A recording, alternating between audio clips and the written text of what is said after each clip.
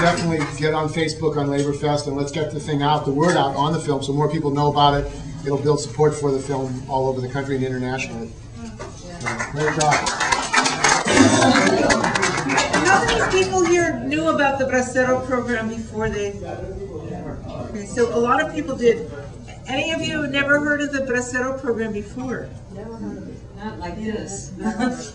So, I mean, I really knew a very little bit myself until I read Gil's book, and I met Henry, and he started telling us the stories, and the other Braceros were explaining to us what it was like.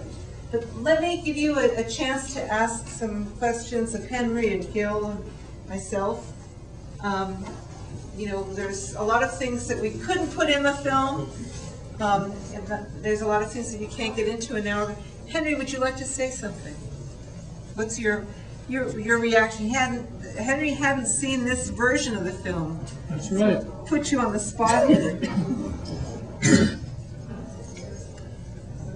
All I can say is that I wish that Vivian and Gil had been around 54 years ago.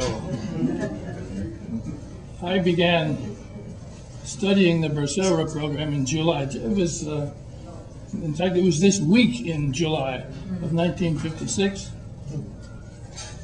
And at that time, I was very green. I didn't know anything about the program. But getting out into the field, I found these conditions, and it grabbed me in a way that I've never left, I mean, that I've never forgotten. But at that time, it was very much under the radar of the whole country. I tried my best to do a serious research job, but at the same time, I couldn't help trying to be a citizen. I made the mistake of expressing myself in a memorandum which I sent to the American Friends Service Committee without mentioning the fact I had any association with the University of California. But that didn't save me. The California Farm Bureau Federation got hold of it, put pressure on the university, and my project was truncated. I was ordered to stop all the field work, to write up whatever results I had already gathered, which was about half of what I had projected. I produced a report, which I tried to make as objective as I possibly could, and it was destroyed.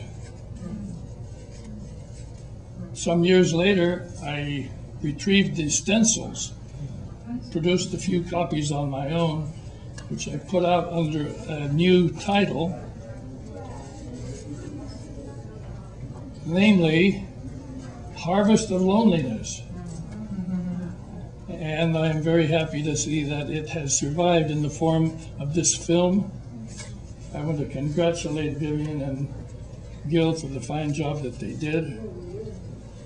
And I like to think that conditions in the country as a whole have now changed, so that when they try to put through a so-called guest worker program, which is nothing but a cruel euphemism for essentially the same thing as the Bracero system, which is a contract system that makes people into indentured servants for all practical purposes. I like to believe that we now have a whole industry of investigative journalism. We have Mother Jones magazine. We have all kinds of media that didn't exist back in those days, and I like to believe that it can't happen again. Where is Gil? Henry, I'm listening to you. Okay. Had you not listened to Henry, this film would not have been made. Henry, you and Ernesto Galarza were key to this film. The information that you supplied to us was so very important, along with the voices of the Braceros the wives and widows and children of the braceros. But together, I think it was so important to hear your voice. You were the narrator, but you were the storyteller as well. So we owe a great deal to you. Thank you, Henry.